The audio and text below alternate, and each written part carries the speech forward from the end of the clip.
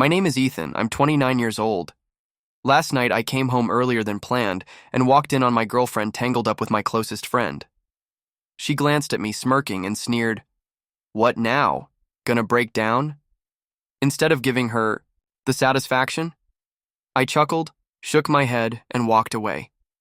The city outside was alive, oblivious to the personal drama unfolding within its heart. The lights of Chicago seemed to guide me, not towards despair, but towards a new beginning.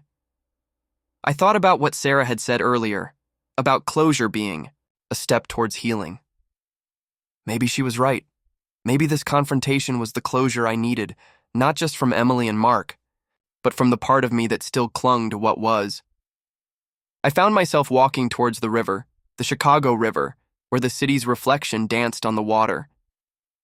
The cool night air was a balm to my heated emotions. I leaned against the railing, watching the water flow, carrying away the remnants of my past.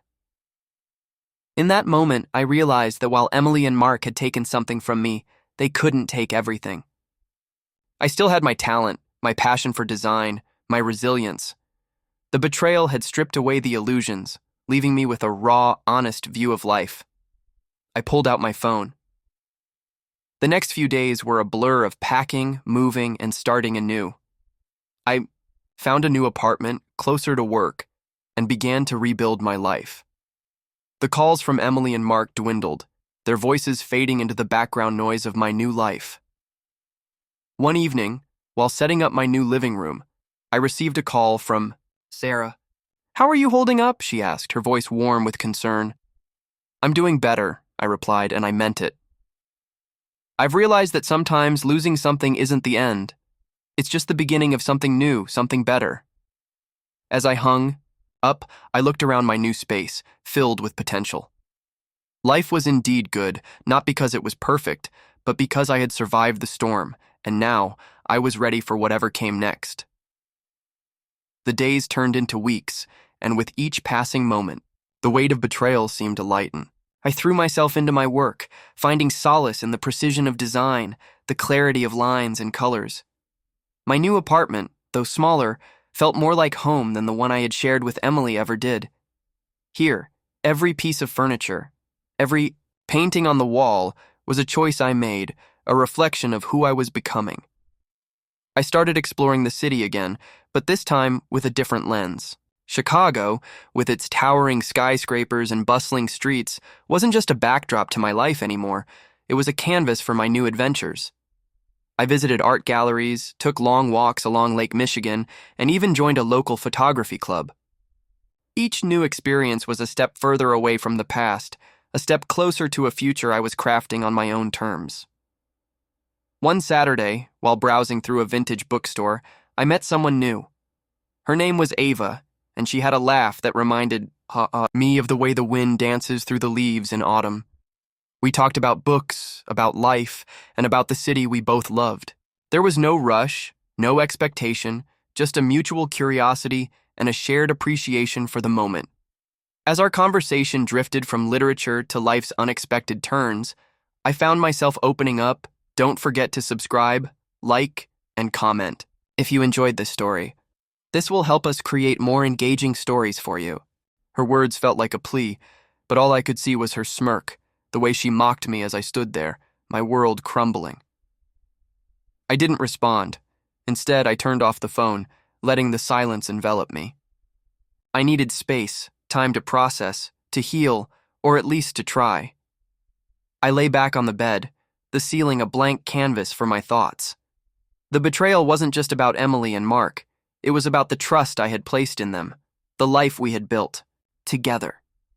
It was about the future I had envisioned, now shattered. As the day turned into evening, I found myself wandering the streets of Chicago again, the city's pulse a distant beat to my own turmoil. I passed by familiar places, each one now tinged with a sense of loss. The cafe where Emily and I used to spend lazy Sundays, the park where Mark and I had countless frisbee games, all these memories now felt like they belonged to someone else. Ended up at another bar, different from the one last night, but just as dim, just as full of people escaping their realities. I ordered another drink, the whiskey I didn't respond to Emily's text. Instead, I spent the day walking through the city, trying to clear my mind. The city's noise was a welcome distraction from my thoughts. By evening, I found myself at a cafe where I unexpectedly ran into Sarah, an old friend from college. She noticed my distress, and we talked. Sarah had always been insightful, and she suggested I confront them, not for reconciliation, but for closure. That night, I decided to go back to the apartment, not to argue or to beg, but to retrieve my things and to say my piece. I texted both, Emily and Mark. "Meet me at the apartment at 8 p.m. We need to talk." As I walked up to the familiar door, my heart was pounding, not with the hope of reconciliation, but with the determination to end this chapter of my life on my terms. The apartment was eerily quiet when I entered, the silence thick with anticipation. Emily and Mark were already there, sitting awkwardly on the couch, their faces a mix of guilt and apprehension. I took a deep breath, feeling the weight of the moment. "I'm not here to fight," I began, my voice steady despite the storm inside. "I'm here to say what needs to be said, and then I'm gone." Emily's eyes flickered with something like regret, but Mark just looked down, unable to meet my gaze. I continued, "You both betrayed me in the most intimate way possible. You turned our home into a stage for your deception." I paused, letting the gravity of my words sink in. "I loved you, Emily. I trusted you, Mark. You were my family. But now I see that was all a facade. You've taken something precious from me, and I'm not sure if I'll ever get it back." Mark finally looked up, his voice low. "Jake, we didn't mean for this to happen. It just did." I shook my head, not in disbelief, but in acknowledgement of the truth. It doesn't matter how it happened. What matters is that it did. And now, we all have to live with the consequences. Turning to Emily. At 8 p.m. sharp, I entered the apartment. Emily and Mark were there, looking anxious and guilty. I didn't give them a chance to speak. "Here's the deal," I started, my voice calm, but firm. "I'm not here to fight or to forgive. I'm here to tell you both that you've lost me. Not just as a partner or a friend, but as someone who would have given you the world." I continued, "Emily, you've lost someone who loved you unconditionally. Mark, you've lost a brother. And both of you, you've lost my trust, which, once broken, can never be fully repaired." I handed Emily the engagement ring. "This is yours. Keep it as a reminder of what could have been." With that, I turned to leave, but not before adding, "And, for the record, I'm not crying. I'm moving on." The door closed behind me with a finality that echoed through the hallway. The weight of my words lingered in the air, a stark contrast to the warmth and laughter that once filled these walls. I felt a strange sense of liberation as I walked away, each step distancing me from the life I had known. The city lights of Chicago twinkled like distant stars as I walked home, the cool breeze whispering secrets through the urban canyons. I was Jake, a man who thought he had it all figured out, my career, my love life, my future. But as I neared my apartment, a sense of unease crept up my spine, like the city itself was holding its breath. The door was ajar, and the silence that greeted me was not the comforting quiet of an empty home, but the heavy stillness of a secret about to be unveiled. My heart pounded, not with the anticipation of a joyful reunion, but with the dread of a truth I wasn't ready to face. What I found inside would change everything, leaving me to wonder, could I ever trust again? The city of Chicago has always been a place where the unexpected lurks around every corner, but I never imagined that the unexpected would find its way into my own life. My name is Jake, and at 28, I've built a life that I thought was unshakable. A graphic designer by trade, I've spent my days crafting visuals for a small ad agency, finding satisfaction in the creativity and the buzz of the city. My apartment, modest yet comfortable, has been my sanctuary, a place where I could unwind, with Emily, my fiancée. Her laughter, infectious and warm, often filled our home, making even the mundane feel magical. And then there's Mark, my best friend since childhood. Together we've navigated the ups and downs of life, from schoolyard scrapes to the complexities of adulthood.